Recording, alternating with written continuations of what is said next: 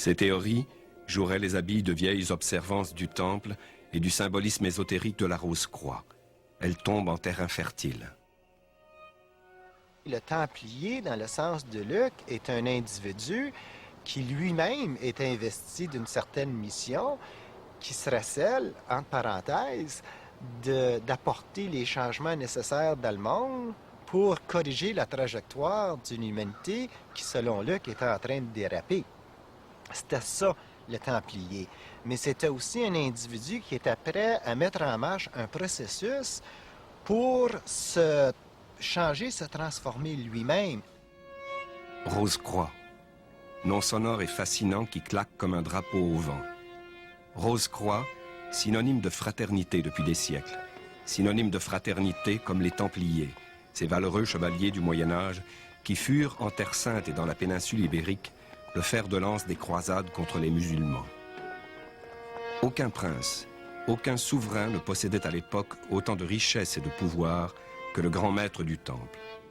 Il était à la tête d'une armée de chevaliers au manteau blanc orné d'une croix rouge qui imposèrent la foi et la crainte de Dieu au fil de l'épée. Leurs victoires résonnent encore en notre siècle chez tous ceux qui rêvent de costumes et de vie monacale. Au début, les rituels étaient très dépouillés. On avait des vêtures, mais c'était ce qu'on appelle des talars actuellement, mais qui étaient absolument simples. Tout le monde avait la même, du premier au dernier. Et progressivement, avec l'ordre, il y a eu effectivement les capes, il y a eu la hiérarchie, si on veut, les degrés. On a passé de différentes couleurs de capes, puis de couleurs de vêtures. Donc les rituels se sont compliqués au niveau du cérémonial lui-même. Il y avait les rituels de passage aussi, quand un membre passait d'un degré à un autre, c'est un rituel particulier. Tout rituel avait une connotation particulière.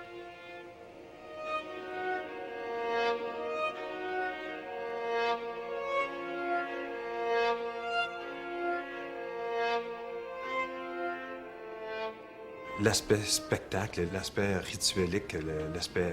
en fait, c'est très proche de la religion catholique, finalement. Si on regarde les vêtements, il y avait les autres qui avaient des capes, les chevaliers, mais c'était des dorures, des vêtements très colorés.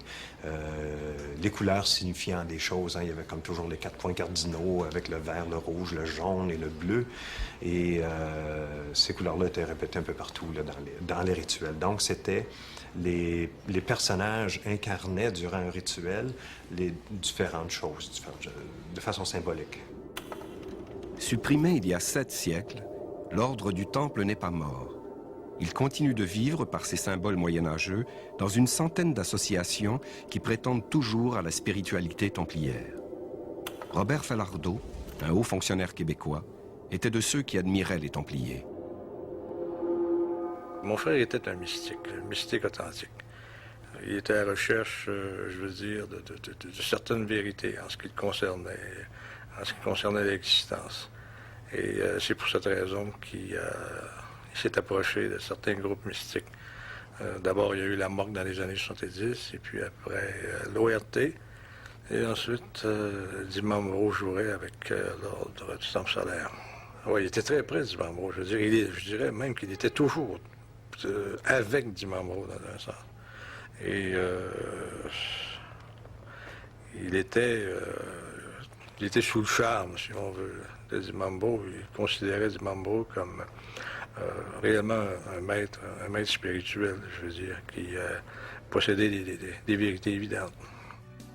C'est à Sainte-Anne-de-la-Pérade, sur les bords du fleuve Saint-Laurent, que la fondation Golden Way, devenue l'ordre du Temple solaire, jette sa première tête de pont en Amérique. C'est le premier d'une série de centres de survie qui permettront aux membres de l'ordre d'échapper à l'apocalypse appréhendée.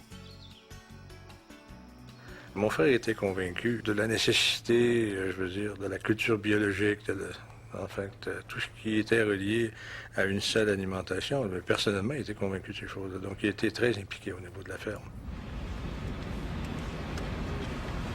J'ai passé 7 ans ici à Sainte-Anne-de-la-Pérade. De 83 à 90. Pour le Templier, le corps, c'est le temple de l'esprit ou de l'âme, peu importe la dénomination que tu vas lui donner. Puis tu bâtis ton corps à partir de ta nourriture. Puis pour le Templier, mais c'est... Aussi, le Templier est très conscient que son corps, il y a un aspect plus matériel puis un aspect plus subtil. Puis pour lui, c'était de nourrir cet aspect-là qui était plus subtil en absorbant des aliments qui sont soi-disant purs. L'Ordre du Temple solaire était un initiateur de projet. C'était une suite, d'après moi, logique. C'est que oui, tu préconises quelque chose, et oui, c'est pas mauvais que tu inities le geste concret. Il y avait des actionnaires qui étaient membres du Temple, il y a des actionnaires qui étaient extérieurs, complètement. Mon épouse est venue 1 mois après moi, au Québec, hein. Si bien qu'on a concrètement, si on veut, pris une implication active au sein d'une communauté, qu'on s'est impliqué dans le travail, un petit peu financièrement, donc on a pris nos économies pour le temps de s'installer, et puis développer ce centre de vie. Hein. Chaque centre de survie devient une tribune où monte le prédicateur Luc Jouret. Le fait d'aimer ou de ne pas aimer un aliment provient du fait qu'il existe en fait des correspondances entre l'être vivant et, je dirais, les aliments provenant des 3 règnes dits inférieurs. Les conférences de Jouret sont devenues un mélange confus des leçons qu'il a apprises en Asie et des théories qu'il emprunte tantôt au bouddhisme, tantôt à l'hindouisme. Il aborde toutes les questions: politique, hygiène, philosophie, alimentation, vie sexuelle et surtout l'au-delà. Je pense qu'il y avait énormément de bonne volonté de la part des actionnaires qui étaient sur place, mais comme il y avait toujours de l'ingérence par rapport aux autorités du Temple. Là. Je parle de Jouret et du Membro, qu'à tout bout de champ, il y avait un projet qui était lancé alors qu'on n'avait pas déjà fini ce qu'on avait déjà d'entreprise. C'était toujours C'était devenu un fouillis à la fin de 36 chantiers qui marchaient en même temps, puis qu'il n'y en avait aucun qui était fini. C'est pour ça qu'il n'y avait pas de... comment je pourrais dire, de vision à long terme. Je pense que c'était toujours sous l'impulsion du moment. Là, les maîtres veulent ci, veulent ça. Fait qu'il fallait faire ce qu'ils disaient, puis il ne fallait pas se poser de questions. Il y avait des choses qui ne faisaient pas son affaire. Je veux dire, à son avis, il y avait des sommes d'argent qui étaient dilapidées. Je pense que c'était le terme. Lui-même, même s'il était gestionnaire, en fait, d'une partie des fonds, je veux dire, du Temple solaire, il n'y avait pas complètement le contrôle, en fait, de ces fonds-là. Donc, lorsque Dimambro disait, bon, il fallait investir dans telle ou telle chose, il fallait qu'il suive, même si lui-même jugeait qu'un investissement, par exemple, n'était pas nécessairement rentable. Malgré lui, il fallait qu'il suive, parce que, bon, les ordres étaient là dans ce sens-là. Alors, des fois, c'est le contrariait, oui. Les hommes violent sans vergogne les lois naturelles. Ils négligent les plaisirs nobles et profitables que leur offre la nature. Douce musique que ces paroles de Jouret aux oreilles de ceux qui cherchent une autre façon de vivre, comme Annie. Lorsqu'il y avait des fêtes, là, au temps des fêtes, au jour de l'an, à quelques reprises, elle ne pouvait pas rester à la fête. Il fallait qu'elle quitte pour aller à Sainte-Anne-de-la-Pérade. On dirait qu'à partir de ce moment-là, il y a eu comme un écart, il y a eu comme une distance qui s'est créée entre nous. Annie, Colette, comme moi, on venait de bonnes familles. Ça a l'air cliché de dire ça, sauf que tu as des familles avec des parents à la vie stable, le cottage en banlieue, le ski de fin de semaine, tout ça. Là. Elle était bonne aussi, d'ailleurs, dans toutes ses classes. Là, oui, en plus. Oui, c'était une personne qui n'avait pas besoin de travailler très fort pour avoir les notes qu'elle avait. Puis moi, je me souviens que ça me frustrait plus que d'autres choses, là. Après la fin de ses études, Annie suit régulièrement sa mère à Sainte-Anne-de-la-Pérade, puis à la maison de Saint-Sauveur. Toutes deux seront retrouvées mortes à Salvan. Moi, ce que j'avais su par son père, si je me rappelle bien, c'était que Annie s'était sortie de certains problèmes et que maintenant, sa vie allait bien, tout ça, puis qu'elle avait trouvé un sens à sa vie. Ça, on était au courant de ça, là. Mais de mettre le doigt sur ce que c'était, non. On ne savait pas que c'était... bon, on peut le dire que c'était l'ordre du Temple solaire, là, non. Elle était toujours ouverte à des choses nouvelles dans la vie. Ça, je pense qu'on peut dire peut-être qu'elle a gardé un esprit ouvert face à cette nouvelle idéologie-là. Mais de se faire embarquer carré, je pense que ça a dû se faire très lentement, puis par quelqu'un qui connaissait ses points faibles ou dans un état où elle devait être vulnérable ou ouverte à accepter les choses que ces gens-là lui disaient. Parce que je peux pas la caractériser comme étant naïve. Non, pas du tout. Quand les parents trouvent enfin la voie, ils résistent rarement à la tentation d'y entraîner leurs enfants. C'est à la Pérade aussi que d'autres jeunes ont entendu pour la première fois les préceptes de l'ordre. À 13-14 ans, on est en pleine crise d'identité. On se demande où est-ce qu'on va, qu'est-ce qu'on fait, qu'est-ce qu'on est. On adhère, je dirais, à reculons au départ. Mais pourquoi tu nous donnes du pain brun au lieu de nous donner du pain blanc? Pourquoi on n'a plus de micro-ondes? Pourquoi ci, pourquoi ça? Mais c'est graduel. Tranquillement, pas vite, ils nous emmenaient à Sainte-Anne-de-la-Pérade. Puis dans les premiers temps, Sainte-Anne-de-la-Pérade, c'était agréable puisqu'on faisait des spectacles. Il y avait les soirées de... Quand Noël approchait, on faisait des pièces de théâtre, décider ça. Donc c'est intéressant dans la mesure où on s'amusait là-dedans. C'est quand les rituels sont arrivés qu'on s'est dit, là, ça n'a plus de bon sens. Ça n'a plus de bon sens. À 13 ans, tu n'as pas envie de rester assis 2 heures de temps, écouter quelqu'un parler, puis à méditer, puis à fermer tes yeux, puis pour finalement rien, parce que c'était pas notre quête à nous, c'était la quête de nos parents. Donc, mais à 13 ans, tu suis tes parents.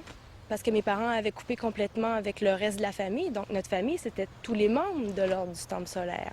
Donc oui, avec les amis, c'était pas nécessairement facile.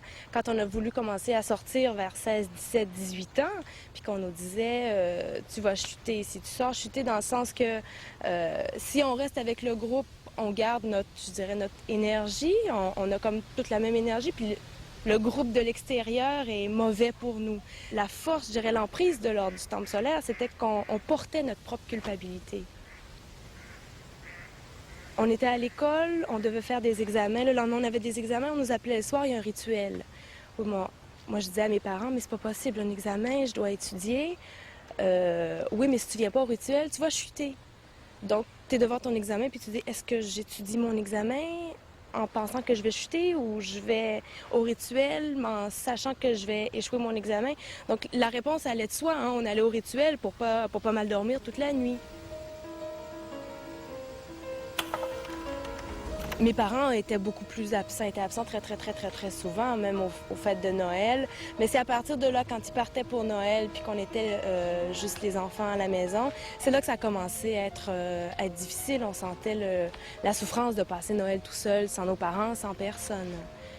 Donc oui, souvent ils ont été appelés, mais pour eux, ce qui était important, c'était d'être avec l'ordre. La famille, ça avait plus vraiment d'importance, plus ou moins d'importance. Lorsqu'ils ont senti le besoin d'être plus près du Saint des Saints, Cécile et Martin ont tout vendu et ils sont partis pour l'Europe sans jamais regarder derrière. Ils resteront fidèles jusqu'à la fin. Papa et maman m'ont toujours dit que si Joe les appelait en Europe, ils partiraient. Et puis j'associe ça un peu à Jésus de Nazareth qui a emmené les apôtres. Bon, on peut pas faire la comparaison parce que c'est tout à fait différent, mais dans la tête des gens dans l'Ordre du Temple solaire, c'était un peu comme un maître qui appelait ses apôtres. Et puis les apôtres ont suivi, ont répondu oui à l'appel, ce qui est dommage parce qu'ils étaient vraiment aveuglés par, je dirais, la manipulation ou le pouvoir de Jody Membro. Donc il a appelé mes parents, il leur a dit vous vous mettez soit en année sabbatique ou vous prenez votre retraite et vous vous en venez avec moi. Et puis encore une fois, mes parents avaient la belle vie parce que Di Membro était plein à craquer ou lui ou les autres autour, mais mes parents vivaient bien. Moi, mon père au téléphone m'a dit on vit tellement bien depuis qu'on travaille plus. Donc ils étaient bien, mais on savait qu'ils allaient suivre le courant. Ça, c'est clair. Ça, c'est clair.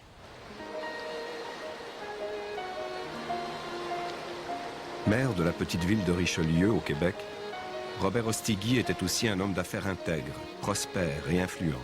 Précisément le genre de personne qu'aimait bien avoir Di Membro à ses côtés. Une bonne caution, morale et financière.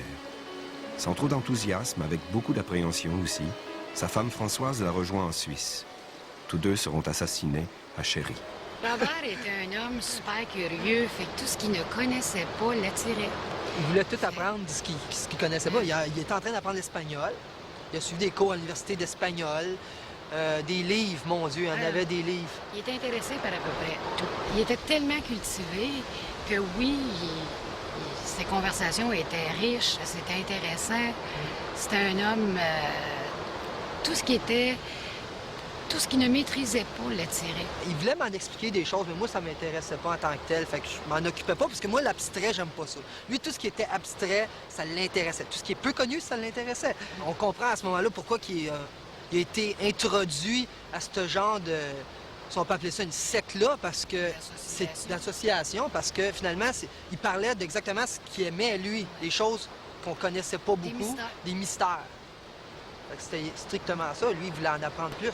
J'étais au courant qu'il faisait partie d'une certaine organisation, mais j'ai jamais perçu ça comme une secte en tant que telle. Moi, pour moi, c'est l'équivalent de, je sais pas, mais c'était des amis. Un club. C'est ça. Puis quand c'est un club d'amis. Ça allait avoir des amis. Ces gens-là, en Europe, c'était des amis qui avaient... C'est ça. C'était des gens qui étaient super fins. Finalement, ça se résume à ça. C'était Ouais. des amis qui s'en allaient voir en Europe. Dans les sous-sols aménagés en sanctuaire, les membres de l'ordre viennent à la rencontre du sacré. Ils attendent un signe, comme jadis sur le mont Sinaï, Moïse attendait le tonnerre et les éclairs par lesquels Dieu se manifestait. Avec l'aide de Tony et de quelques autres, Joe les convie à partager ses fantasmes ésotériques. Au début, quand je suis arrivée, moi, c'était des sons qu'on entendait. Des sons qui étaient dits être des sons de Sirius, qui étaient des vibrations sonores de différentes tessitures, si on peut dire. Après ça, il y a eu des manifestations physiques comme des matérialisations de chandeliers qui représentaient les 7 courants de l'Atlantide. Il y a eu une épée, il y a eu... Bon, puis ça a été un peu crescendo, ces matérialisations-là. Il y a eu des maîtres qui se sont incarnés. On les voyait tout d'un coup physiquement. Qu'est-ce que vous auriez vu? Vous auriez vu au début une ombre lumineuse, disons un découpage d'ombre avec de la lumière autour, puis ça se densifiait progressivement jusqu'à un visage ou des yeux lumineux. Ou bon. On a été même, comble de l'orgueil, ou jusqu'à voir le Christ avec la couronne d'épines.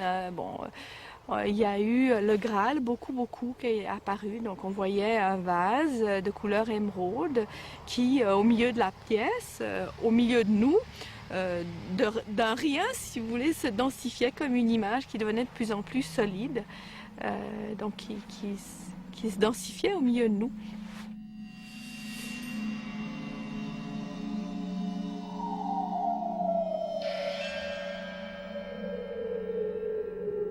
L'effet de miroir était très important pour Dimambro, bien entendu, parce qu'il nous projetait dans un espace-temps qui nous donnait une impression complètement d'irréel.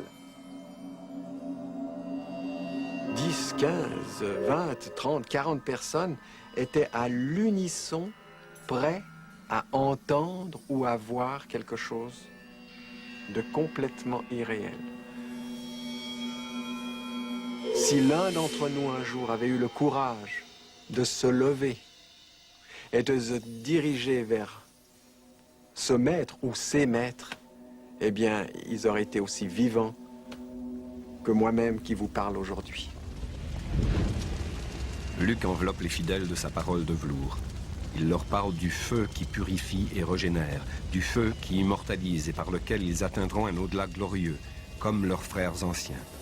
Ceux qui ont commencé à prendre conscience, une ou deux personnes en particulier, ont voulu parler au gros de la fraternité ou individuellement. C'est sûr, il ne s'agit pas de faire déclaration publique parce que je pense qu'ils se seraient fait lyncher vraiment. Il s'agissait d'insinuer progressivement quelque chose, d'aider l'autre à se poser des questions. Et il y a eu une fermeture totale du noyau de la fraternité avec une opposition terrible en disant non, c'est pas possible, Joe est un maître, tu es en train d'essayer de nous faire prendre la voie de gauche. Donc le noyau a pris position contre les personnes qui se posaient des questions et qui mettaient en doute la suprématie de Joe. N'oubliez pas que les gens qui entraient de plus en plus dans les cadres intérieurs du mouvement étaient convaincus d'être là parce qu'ils y avaient été prédestinés depuis très longtemps, je dirais presque de toute éternité. Et ça, cette conviction, ils y restaient parfois attachés, même au moment où certains d'entre eux se rendraient compte que Joe Dimambro peut-être les trompait, que Joe Dimambro en fait était un mythomane. Au-delà de l'existence, nous sommes issus d'une même expression spécifique, de l'énergie créatrice primordiale et nous vibrons sur les mêmes harmonies que la lumière et le son. C'est sûr que c'est Tony qui, à un moment donné, s'est rendu compte que les effets spéciaux qu'il créait ne servaient plus aux objectifs qu'il pensait. Quand j'en ai parlé bien après avec Tony, puis il y a très peu de temps avant sa mort, je lui demandais qu'est-ce qui l'avait motivé, lui, à se retirer. Et il disait que tant que lui pensait qu'au départ, les effets spéciaux, c'était pour créer une émotion. Et que cette émotion-là aidait la communication avec l'univers ou avec les maîtres, ou avec un principe en tout cas qui pouvait guider le groupe. Tant qu'il pensait que ça créait cette émotion-là, qui élevait le niveau de conscience du groupe, il était partie prenante là-dedans. C'est quand il s'est rendu compte, dans certaines cérémonies, qu'il y avait manipulation, c'est-à-dire que Joe ne cherchait plus à élever le niveau de conscience, mais à transmettre son vouloir à lui. Là, c'est là où il a commencé à prendre du recul, puis c'est vraisemblablement là, à cette période-là qu'il a été envoyé au Québec. Pour finir, après tout ça, ma foi, ils se décidaient qu'ils voulaient ne plus rester avec ces gens. Et ils se voulaient à tout prix, voulaient à tout prix pouvoir créer leur société. Et ici, ils se demandaient, ils se cherchaient, mais c'était trop difficile, trop cher pour pouvoir faire. Alors c'était le seul chemin qu'il y avait, c'était le Canada. Et à ce moment-là, notre fils, il a demandé l'émigration. Et là-bas, le Canada, ils se pouvaient avoir leurs papiers, créer leur société. Tout ce qu'ils avaient gagné, ils avaient investi sous cet atelier qu'il était dans leur maison. Un immense atelier, ils avaient tout investi pour avoir plus de choses dans les machines, dans tout ce qui pouvait leur servir. Avec leur compagnie, qu'ils ont progressivement réussi à gagner leur vie d'une manière indépendante, mais il est certain que tant qu'ils n'étaient pas capables de subvenir à leurs besoins par eux-mêmes, ils prenaient des contrats avec l'OTS. Ça veut dire qu'ils faisaient les vêtures pour l'OTS sous forme de contrat. Joe, lui, ne cesse de jongler avec les oracles. Rappelant à chacun ses devoirs d'obéissance et de renoncement, il forme de nouveaux couples. Il éloigne certains fidèles de leur famille. Il en dépêche d'autres aux antipodes ou les rappelle à lui. J'ai écrit, ma mère a écrit, mes cousins ont écrit, mais aucune nouvelle est terminée. Et un jour, donc, au moment de la conciliation, j'ai demandé à mon mari de me donner des nouvelles de ma fille. Je lui ai dit, je respecte sa façon de vivre, mais je veux des nouvelles. Il m'a répondu, oublie que tu as une fille.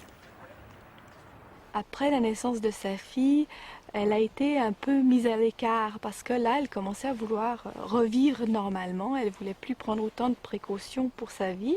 Elle voulait penser un peu plus par elle-même et s'épanouir un petit peu plus vraisemblablement.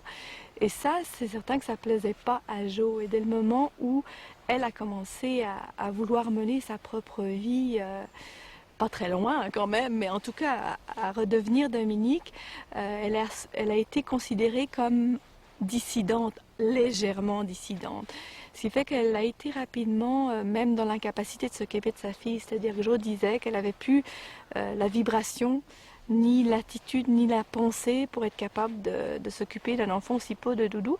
Donc elle a été très mise de côté rapidement. Les derniers temps, c'était une très grande souffrance pour Dominique, ça. Je lui ai dit, mais enfin, ça va aller jusqu'à quand? Puis quand elle ira à l'école, il faudra bien qu'elle ait des contacts comme ça. Alors elle me dit, maman, je ne peux rien te dire. Mais elle me dit, mais on m'aide à élever ma fille, à s'occuper de ma fille. Donc en contrepartie, moi j'ai promis certaines choses et je tiens parole. Moi en 86, quand j'ai dit à l'avocat que la Golden Way était une secte, il m'a été répondu qu'on ne pouvait rien faire. Ils étaient adultes, on ne peut rien faire. Il m'a dit, vous pouvez faire un procès pour la petite, pour avoir le droit de visite. Mais il me dit, votre fille risque d'avoir des problèmes, et ils ne vous la présenteront jamais. Vous serez toujours en procès. Il me dit, là, il faut garder l'espoir de revoir votre fille. Alors j'avais toujours l'espoir. Je lui dis, moi, j'ai pas changé de nom, j'ai pas changé d'adresse, pas de numéro de téléphone, au cas où elle m'appelle. Dimambro voyage beaucoup aussi. Il ne se prive de rien. Et il brasse des affaires, multipliant les achats aux quatre coins du monde. Il lui arrive de revendre la même maison à 2 ou 3 reprises. En quelques années, Jo tisse une toile de transactions si complexe qu'on essaie encore aujourd'hui d'en démêler les chevaux. Pendant ce temps, Luc Jouret continue de prêcher avec une ardeur toujours nouvelle. La question est-ce que l'homme est purement un corps matériel? Il est clair que c'est loin d'être uniquement un corps matériel. Moi, qu'est-ce qui m'attirait, c'était Jouret. C'était son discours scientifique. C'était la possibilité d'avoir des réponses tout à coup extraordinaires à des questions que ça faisait des années que je me posais. Beaucoup de gens vont appeler ça le drame existentiel. Moi, je n'emploierais pas ce terme-là, mais tout simplement dire que je me posais des questions à savoir qu'est-ce qu'il y avait en haut de nous autres. Qu'est-ce qui existait en dehors des frontières de notre planète? Pourquoi que j'étais ici, finalement?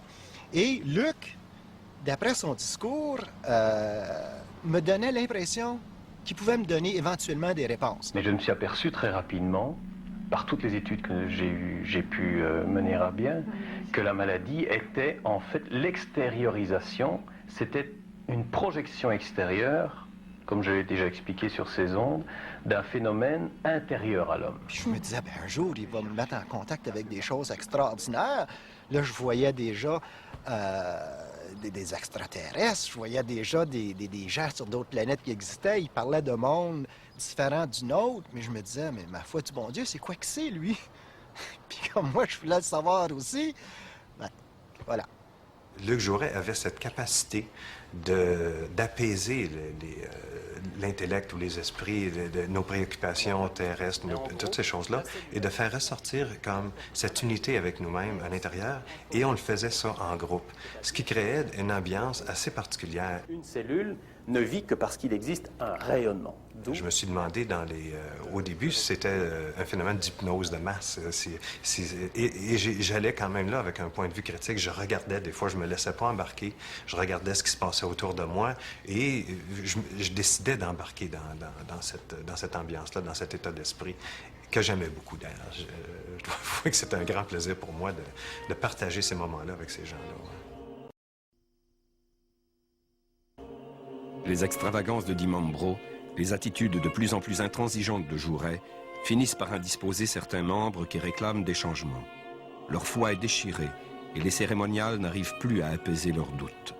Du jour au lendemain, j'ai su que Jouret avait été remplacé comme grand maître de l'ordre par un nommé Robert Falardeau de Québec. Le rôle de grand maître, en fait, c'était davantage un rôle administratif. Il supervisait, je veux dire, il voyait ce que les membres aient toute l'information qu'ils devaient avoir, je veux dire, aussi l'instruction qu'ils devaient avoir. Il y avait aussi toute la facette administrative. Jouret, bon, il faisait des conférences, tout ça, je veux dire, bon, autrement dit, il attirait les gens par ses conférences. Mon frère jouait un rôle peut-être beaucoup plus discret, je veux dire, en arrière, mais quand même, c'était un rôle de premier plan. Les proches de Jouret se regroupent momentanément dans l'Académie de recherche et de la connaissance des hautes sciences, un mouvement parallèle. À l'automne 1992, j'ai donné ma démission officielle de l'OTS, qui était acceptée d'emblée. C'était pas un problème là, de sortir de l'OTS. Mais ça faisait déjà peut-être 8 à 10 mois que j'avais arrêté de payer ma petite cotisation de 43 piastres par mois. Donc, dans ma tête, moi, je faisais plus partie de l'OTS. Moi, je faisais partie de l'Arche. C'était président de l'Arche. Vinet était là, Jouret était là. C'est là que je voulais être. Cadre supérieur à Hydro-Québec, Jean-Pierre Vinet reste fidèle à Jouret. C'est grâce à ses bons offices, d'ailleurs, que Jouret réussit à répandre la bonne nouvelle au sein de la puissante société d'État. Jean-Pierre Vinet était un bouffon naturel. Quelqu'un qui avait le goût de vivre, du moins ce que j'ai perçu de cet individu-là, qui était capable de pouffer de rire dans des circonstances où ça semblait tellement sérieux, tellement dramatique que lui allégeait les choses. C'était un bon buveur qui adorait le vin, mais c'était aussi, en retour, une personne extrêmement intense. Il y avait comme deux personnalités qu'on voyait, extrêmement dévoué dans son emploi, et surtout dévoué à la cause de l'OTS. et encore plus dévoué à Luc Jouret. Il était comme deux larrons à foire. Il était un à côté de l'autre tout le temps. Puis quand Luc avait besoin de quelque chose, il faisait signe à Jean-Pierre. Jean-Pierre faisait ci, Jean-Pierre faisait ça. Il était comme son lieutenant, quoi. Et puis, c'était Jean-Pierre qui était en charge de, qui présidait telle chose. Et puis, c'était l'homme de Luc Jouret. Mais ils s'aimaient beaucoup. C'était pas juste l'homme, là. C'était deux types qui avaient des atomes crochus ensemble. Ils étaient comme... Mais avec ça, Jean-Pierre était d'une admiration sans borne pour Luc. Il sentait que c'était comme un être à part. Puis, partant de là, il y a beaucoup de choses qui peuvent se passer, hein. La bonne nouvelle de Jouret est déguisée sous toutes sortes d'oripeaux, la croissance personnelle étant le plus commun.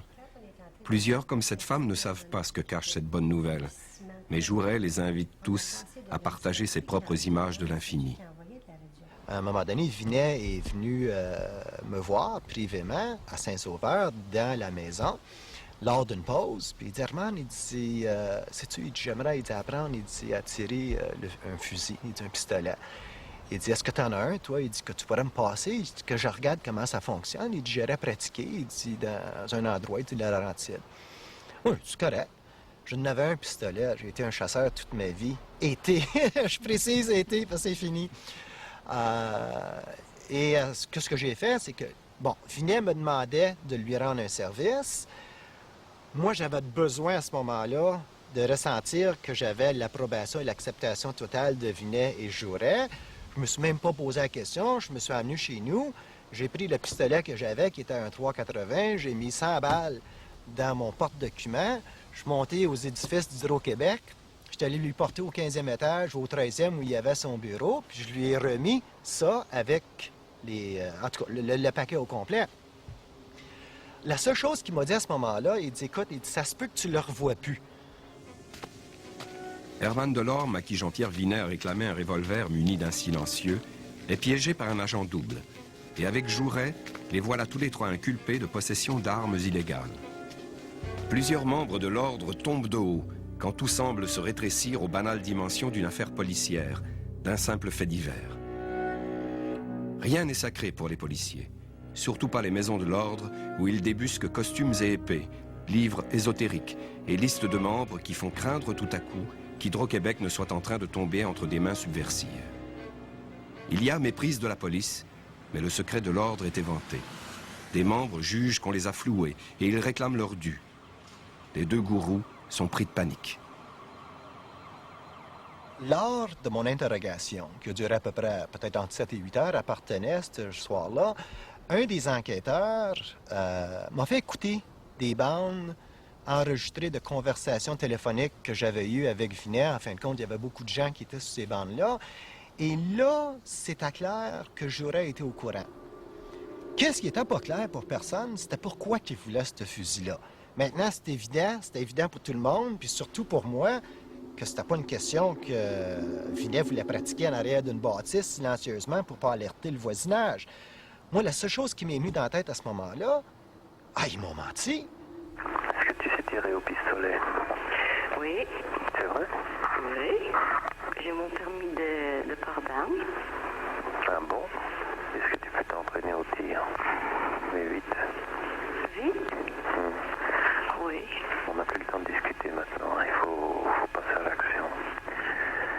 Pendant 8 heures de temps, je me suis assis puis j'ai écouté ça. Puis là, tout était clair. Tout était clair. On parlait du voyage sur Sirius. On savait, c'était clair entre Vinet, Jouret et beaucoup d'autres personnes que ce voyage-là était pour s'effectuer, que c'était tout près. Tout près. Mon Dieu, quel cirque, ça devient terrible. On vit une fin de fou. Tu savais ce qu'il faut jouer pour tenir la machine, mais tu n'as aucune idée. Enfin, heureusement, on arrive au bout. Quelle planète. Mon Dieu, mais qu'est-ce qu'on a foutu de descendre sur cette merde. Cette boule de con. Le créateur, il a vraiment fait une erreur, là. À la lumière des événements de 1994, tu te dis, aïe, c'est ça qu'il t'a pour faire, finalement. C'est qu'il voulait tuer du monde. Joe a toujours beaucoup craint la police, le milieu judiciaire. C'est quelque chose qu'il a toujours eu une grande aversion pour ça. Où les derniers temps que j'avais des contacts, en 91, 92, c'était quelque chose qui s'était exacerbé. C'est sûr que quand il y a eu l'événement des armes, qui était quand même un événement important, je pense autant pour les membres que pour Luc, en tout cas pour Luc c'est sûr, et pour d'autres autour de lui, ça a levé comme la possibilité de monter ça en épingle. On est poursuivi, on est suivi, on est écouté. Bon, c'est sûr que c'est quelque chose qui était très très présent. Nous avons retrouvé dans l'un des ordinateurs de Salvan un texte qui a manifestement été écrit peu de temps avant les événements par Jocelyne Di Mambro et qui illustre la paranoïa dans laquelle vivait le groupe dans les tout derniers mois de son existence. J'en cite des extraits. Nous sommes en dessous de la vérité concernant la surveillance. Toutes les polices du monde sont concentrées sur nous. Notre dossier est codé, personne n'y a accès sauf les chefs. Ils cherchent à arrêter tout le monde d'une façon ou d'une autre. Ils veulent nous retenir en Europe. Nous ne savons pas quand ils peuvent refermer la trappe sur nous, quelques jours, quelques semaines. Toutes les comptes bancaires vont être bloqués sous peu, dès que tout sera lancé. Nous sommes suivis, épiés dans nos moindres mouvements. Tous les voitures disposent de dispositifs pour nous repérer et nous écouter. Tous les moyens les plus sophistiqués sont sur nous. Attention dans la maison, surveillance caméra, laser, infrarouge. C'est le dossier le plus chaud de la planète, le plus important des 10 dernières années, si ce n'est du siècle. Quoi qu'il en soit, le jeu a été ainsi fait que la concentration de haine contre nous va nous donner l'énergie suffisante pour partir. Di Mambro et Jouret sont traqués. Ils n'ont plus d'autre issue que le transit final. Dans leur testament, ils écrivent qu'en leur qualité de derniers frères aînés de la Rose-Croix, ils planifient donc leur transit selon des critères connus d'eux seuls. Ce sera un aller simple pour Sirius, l'étoile la plus brillante du ciel. On pouvait rien faire. Puis je me dis, si mes parents n'étaient pas morts à l'heure actuelle, je ne sais pas comment ils auraient repris la vie normale. Je ne sais pas s'ils auraient été en mesure de reprendre la vie normale. Parce que c'était une vision tout autre. Comme il y a beaucoup de gens de l'ordre qui n'ont pas fait partie, je dirais, du premier transit et qui ont été peinés de ne pas en faire partie. Et puis tu te dis, mais enfin, mais c'est pas possible. On voit bien que c'est un carnage pur et simple. Non, mais les gens étaient tristes de pas avoir pu faire partie de ce voyage-là. Donc je pense que mes parents auraient été tristes aussi.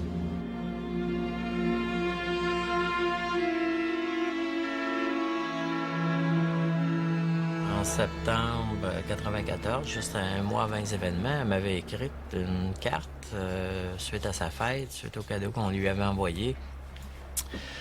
Qu'elle était en vacances dans le sud de la France et puis qu'elle songeait à venir au Québec pour le temps des fêtes, puis qu'elle grattait les fonds de tiroir pour s'acheter un billet d'avion à rabais et puis venir nous voir. Alors j'ai été très surpris de ce qui s'est passé.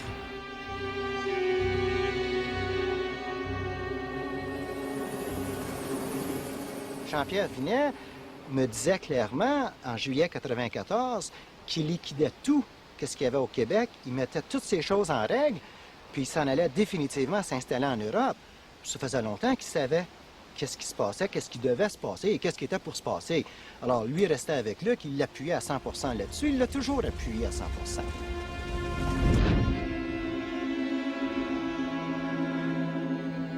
On a voulu l'assassiner exactement pour la même raison qu'on a voulu assassiner les autres. Il y a quand même eu 53 victimes. Et toutes les personnes qui étaient avec lui à Chéry, je veux dire, n'étaient pas nécessairement plus coupables de quelque chose que lui-même pouvait être coupable. Je veux dire, ça avait été décidé dans l'esprit d'un malade. Et puis bon, il avait été désigné comme victime, point. Je veux dire, peut-être parce qu'il a été très près de Di Mambro, peut-être plus près que les autres. Peut-être que Di Mambro avait décidé qu'il fallait qu'il parte.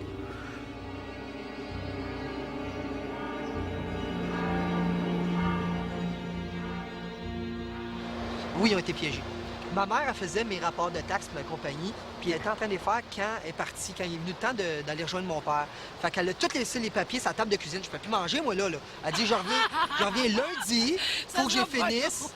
Elle dit, faut que j'y finisse, je sais où ce que je suis rendu, mais moi pas ça, là.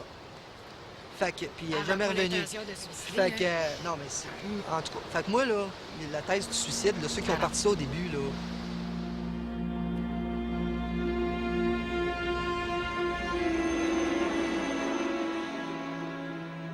Dominique était très malade, elle avait des crises de spasmophilie, de tétanie, mais elle avait une pression tellement forte sur elle. D'ailleurs, en 93, elle avait appelé son père pour lui dire que Jody Mambro avait menacé de tuer la petite.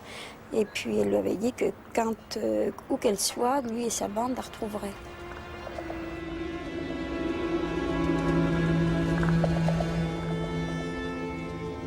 Mes gamins, ils ont été pris dans un piège terrible.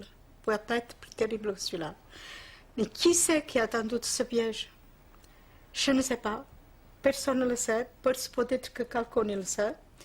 Mais que nos gamins ont été assassinés de la manière la plus sauvage qu'on puisse trouver, c'est horrible. C'est quelque chose que rien qu'à y penser, on devient fou.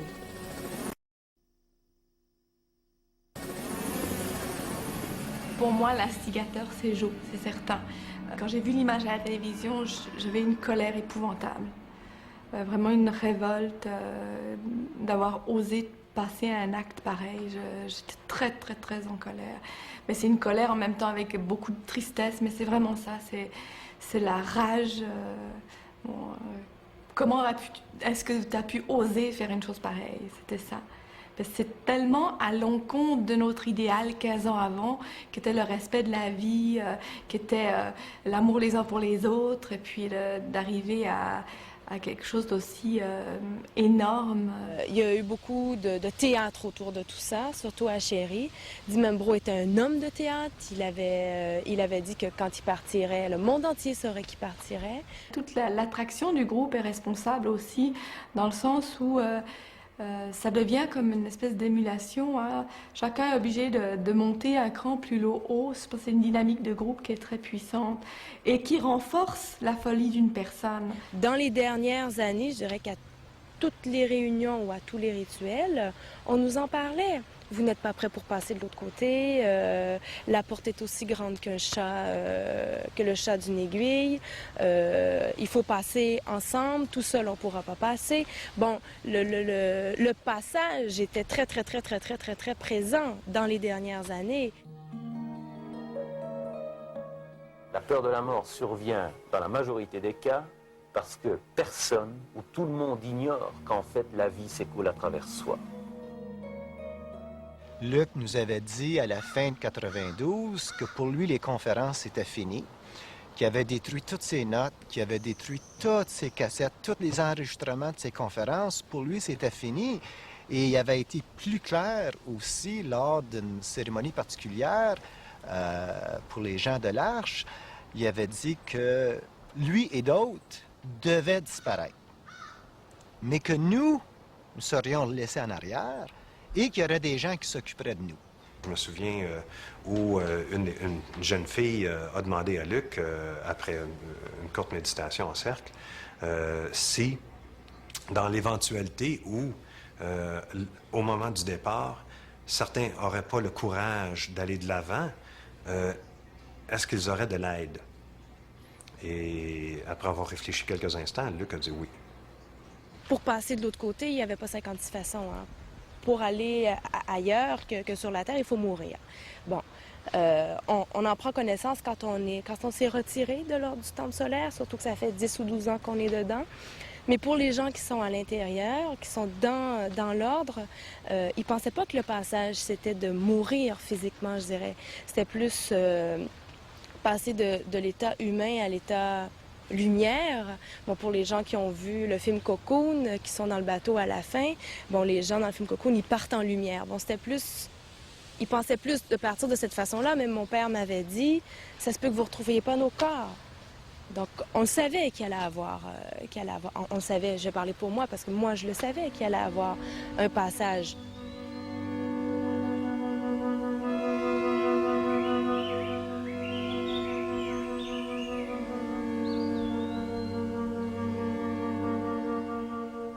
Nous avons en effet retrouvé des cassettes, notamment une cassette audio qu'on peut dater du printemps 1994, où une douzaine de personnes, dont Joe DiMambro et Luc Jouret, sont en train de discuter du transit, sont en train de discuter du départ, et c'est très intéressant parce qu'à chaque personne présente, on demande alors toi, est-ce que tu es maintenant prêt à partir?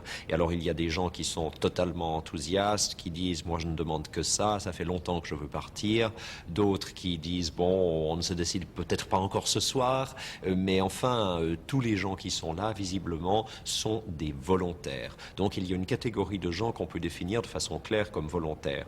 Ensuite, il y a une autre catégorie de quelques personnes dont on est absolument sûr qu'ils ont été assassinés, qu'ils n'étaient pas prêts à partir, jusqu'à une personne dont on a pu établir qu'elle avait essayé de se défendre avant d'être abattue et qui n'avait pas, contrairement à la plupart des victimes, reçu une dose massive de tranquillisants. Et puis alors, il y a une autre zone d'ombre. C'est beaucoup plus difficile à savoir pour toute une série de gens s'ils n'étaient pas prêts à l'idée d'un départ vers une autre dimension, mais en fait imaginaient que ça se passerait d'une toute autre manière. Imaginaient qu'ils seraient, comme Joe DiMambro leur annonçait, appelés un jour subitement pour un départ vers une autre planète, et puis que par exemple un vaisseau spatial viendrait les chercher, qu'il y aurait une mutation au niveau de la conscience. Ça, c'est évidemment une des grosses questions qui se posent. Est-ce qu'ils savaient que ça impliquait de mourir? Pas nécessairement. À Salvan, 25 corps, dont ceux de 4 enfants, sont retirés des décombres. Aucune trace de balles. Tous semblent avoir péri après l'absorption du cocktail de mort préparé par le docteur Jouret. Son corps et celui de DiMambro seront formellement identifiés quelques jours plus tard. À Chéry, dans la grande maison que le feu a épargnée en partie, on avait retrouvé 23 corps criblés de balles, la plupart revêtus d'une cape de templier. Ce carnage n'était pas le transit que Joe avait imaginé et il s'en était dissocié. Suite au tragique transit de Chéry, nous tenons à préciser, au nom de la Rose-Croix, que nous déplorons et nous nous désolidarisons totalement du comportement barbare, incompétent et aberrant du docteur Luc Jouret. Il a transgressé notre code d'honneur et provoqué un véritable carnage de ce qui aurait dû être un transit effectué dans la paix. Quelques jours avant ces événements tragiques, à Moron Heights, dans les Laurentides, Tony, Nicky Dutoit et leur bébé de 3 mois étaient tombés sous les coups répétés de Joël Heger et de 2 autres membres de l'ordre. Joe avait décrété que le bébé était l'antéchrist et qu'il devait être détruit selon les Écritures. Les 2 complices se suicideront par le feu à Moron Heights, pendant que Joël Heger viendra mourir à Salvan. C'était pas possible que des personnes qui avaient vécu avec eux dans le quotidien, qui avaient partagé le jardin, qui avaient vu Nicky dans sa générosité, dans sa spontanéité, soient capables d'intervenir aussi d'une manière aussi drastique.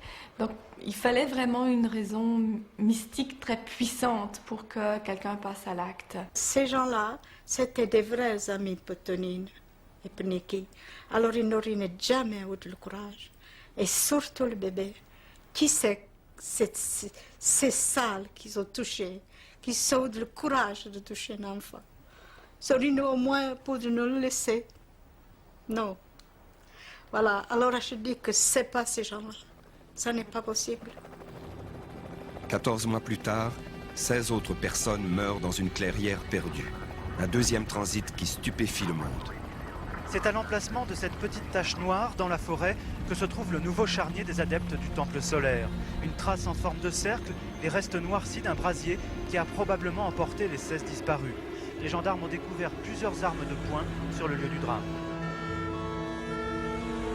Dans le groupe du Vercors, j'en connaissais quand même quelques-uns qui étaient plutôt exaltés, là, qui ont, ça, je pense, qu'ils ont voulu rejoindre une famille, puis ils ont pris les moyens pour les rejoindre. À mon avis, il y avait là-dedans des dingues, des extrémistes, je ne sais pas qui. Je ne pense pas en tout cas que ma femme en faisait partie, ça sûrement pas. Patrick, je me poserais plus la question. Lors des tragédies de Chéry et Salvan, Jean Vuarnet apprit que sa femme Edith et son fils Patrick faisaient partie de l'ordre. Ils promirent alors de quitter la secte.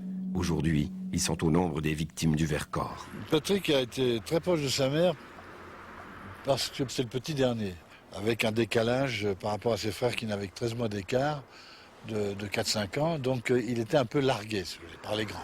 Et lui, il a été facile de le séduire en le promouvant très rapidement dans un ordre caché, comme celui du Temple solaire, où tout d'un coup il a gravi les échelons rapidement. D'ailleurs, lui, il comprenait Jouret et Di Mambro. Il exprimait quand même des théories ouvrant vers cette voie. Encore une fois, entre les théories, vous savez, puis c'est quand on dit transit vers Sirius, puis au moment où il faut appuyer sur la gâchette, c'est pas pareil, hein. C'est pas pareil. Ma femme était la franchise même. Là, ça faisait des années qu'elle me mentait. Et ça a été un rude choc pour moi. Vraiment, j'ai réalisé que je vivais plus avec la même personne que depuis 43 ans. C'est difficile à digérer. Hein. Champion de descente aux Jeux olympiques de Squaw Valley, l'homme d'affaires de stature internationale raconte dans un livre l'histoire de sa famille. Pour comprendre, dit-il, comment sa femme et son fils ont pu se laisser entraîner ainsi. On a étrangement été aidés par personne. La police suisse, par exemple, qui avait mis intelligemment les gens sous contrôle, ont su que depuis un mois et demi avant les derniers événements, il y avait de nouveau des liens très, très solides qui se reformaient, des réunions, etc., des palabres. Bon. Vous croyez que quelqu'un nous aurait dit quelque chose? Rien. On n'a pas su. On n'a pas su, nous. On continuait à rester dans l'esprit, ça prendra du temps pour les en tirer, mais on ne pouvait pas non plus impérativement faire en sorte qu'ils ne rencontrent plus leurs anciens amis, les réchappés de Chéry et de Salvan. Les investigations dégagent... Après 18 mois d'enquête, la police n'est arrivée qu'à une seule conclusion. L'ordre du Temple solaire est seul responsable de sa disparition. Pour André Piller, juge d'instruction suisse, il n'y a pas d'autre responsable. Aucun élément ne nous permet de croire à la survivance d'un auteur, à la survivance d'un témoin direct ou indirect, et encore moins de le prouver. Toutes les recherches désignent Joseph Di Mambro comme étant l'instigateur du drame. Nous nous sommes réellement, au départ, dans l'enquête en Suisse, posé la question de savoir est-ce qu'il n'y a pas un intervenant extérieur. Pour nous, une affaire pareille, sans quelqu'un qui, en quelque sorte, avait tout réglé de l'extérieur, ça nous paraissait peu plausible. Et si nous avons conclu qu'il n'y avait pas eu d'intervention extérieure, c'est que réellement, au fur et à mesure de l'enquête, les faits se sont imposés à nous et on a dû conclure, non, on n'a pas la moindre trace d'une intervention extérieure et tout s'explique de façon parfaitement cohérente sans une intervention extérieure de ce type.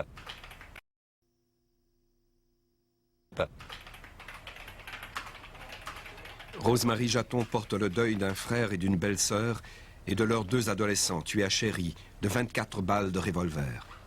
Que doit-elle comprendre? Que Luc Jouret a transgressé notre code d'honneur, comme l'écrit Di Mambro dans son ultime message? Moi, j'ai l'impression que la police a fait un bon travail, vraisemblablement, mais qu'elle est allée jusqu'où elle a été autorisée à aller.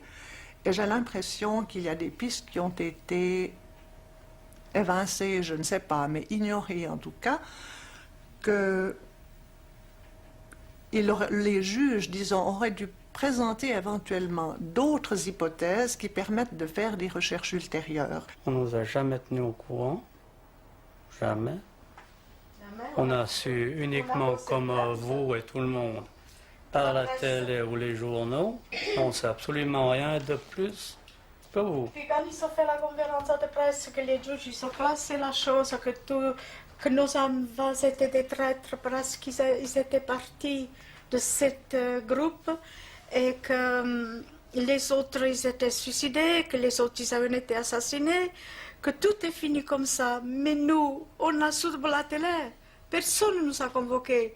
Et on a quand même 3 êtres qui sont morts, 3 Suisses, 3 citoyennes suisses. Pourquoi ils ne nous ont même pas convoqués une seule fois? On n'a jamais rien su. On ne sait rien. Personne. Ils nous ont oubliés. Voilà tout. On est oubliés. Ça a été une parodie de rapport. En fait, c'était une conférence de presse qui n'en a pas été vraiment une, puisque il y avait 110 ou 120 journalistes, il y en a 3 qui ont pu prendre la parole. Après ça, les juges se sont pratiquement sauvés. Puis non, puis il n'y a rien eu d'intéressant de dire. De toute manière, on voit mal, compte tenu de ce qui s'est passé ensuite en France, on voit mal comment on peut clore le dossier. Il y a bien quelqu'un qui tire le ficelle de tout ça, sinon il n'y aurait pas eu le Vercors. Je sais pas, je pense pas qu'ils soient tous morts non plus dans le Vercors. Hein. Bon, je ne peux désigner personne responsable, mais plus on avance, plus on rencontre de journalistes qui essayent de faire un travail en profondeur, plus ils sentent qu'il y a encore des gens qui manipulent. Personnellement, j'en suis arrivé à la conclusion qu'il y a eu l'intervention d'une main extérieure, purement et simplement. Parce qu'il y a certains indices qui peuvent nous le laisser croire. Et c'est une des raisons pour lesquelles nous préférons l'anonymat. Il ne faut pas piller sa queue du lion pour qu'il sorte ses griffes. Que faut-il comprendre? Qu'une seule mauvaise rencontre a plongé Édith et Patrick dans la nuit, comme le pense Jean Vuarnet? Qu'il n'a pas su décrypter leurs tourments, qu'il n'a pas su leur parler, les remuer ou même les affronter? Je n'ai pas su les protéger, avoue l'ex-champion à la toute fin de son livre, écrit sans phare et sans concession. Pour moi qui ai perdu les miens, donc j'ai plus rien à perdre. Et ce qui m'importe essentiellement, c'est la protection de toutes les personnes qui souffrent des sectes. Il y a des gens qui ont perdu, en sachant qu'ils sont toujours vivants, presque jusqu'à 10 personnes de leur famille. Il y en a ses 2 petits-enfants, plus sa maman, l'autre c'est 9 personnes, c'est incroyable. Et là, ils se réveillent tous les matins avec ce sentiment qui les ronge comme un cancer, qu'il faudrait faire quelque chose et que personne ne les aide.